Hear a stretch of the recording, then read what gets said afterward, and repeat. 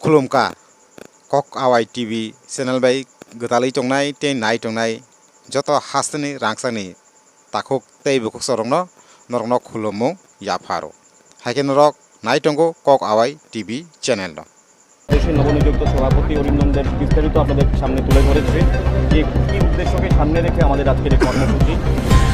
ব্যাপারটা হচ্ছে এই ত্রিপুরা রাজ্যের মানুষ সিপিএমের ৩৫ বছরের নৈরাজ্য অপশাসন এবং কংগ্রেসের নৈরাজ্য এই রাজ্যের মানুষ জানে এবং এর জন্যেই আজকে কংগ্রেস নামক দলটি আজকে ত্রিপুরা রাজ্যে ক্ষয়িষ্ণু।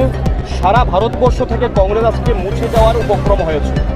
সেই কংগ্রেস দলের গুটি কয়েক নেতা যারা বারবার রাজ্যের মানুষের দ্বারা প্রত্যাখ্যিত, তারা আজকে রাজ্যের পরিবেশকে অশান্ত করার জন্য রাজ্যের মাননীয় মুখ্যমন্ত্রী ত্রিপুরার গর্ব প্রফেসর ডক্টর মানিক সাহাজির ব্যক্তিগত বাসভবনের সামনে যে নৈরাজ্য ওনারা গত কয়েকদিন আগে সেটা সংগঠিত করেছেন।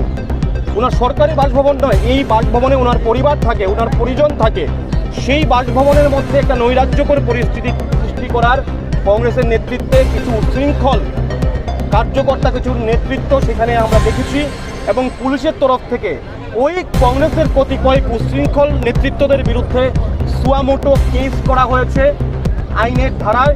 আমরা আজকে যুব মোর্চার পক্ষ থেকে আমাদের পশ্চিম জেলা যিনি এসপি রয়েছেন, এসপি সাহেবের কাছে আমরা ডেপুটেশন দেব যেন ওই দিনের সঙ্গে, ওই দিনের ঘটনার সঙ্গে, নৈরাজ্যের সঙ্গে যেই সমস্ত কংগ্রেসীরা, নৈরাজ্যকারীরা যুক্ত তাদেরকে অবিলম্বে গ্রেপ্তার করতে হবে, দৃষ্টান্তমূলক ব্যবস্থা নিতে হবে এবং এই দাবিকে সামনে রেখে আজকে রাজপথে যুব মোর্চা আমরা নেমেছি এবং এই রাজ্যের মাটিতে আমরা যুব মোর্চা বরাবর এই রাজ্যের বামগ্রেসকে প্রতিহত করার জন্য গণতান্ত্রিক উপায়ে আমরা ময়দানে রয়েছি।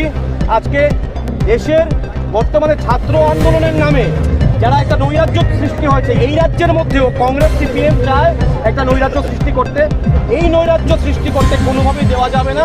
যুব মোর্চা আমরা প্রতিহত করব, প্রতিরোধ করব এবং কংগ্রেস এবং সিপিএমকে কোনো জায়গা আমরা দেব না।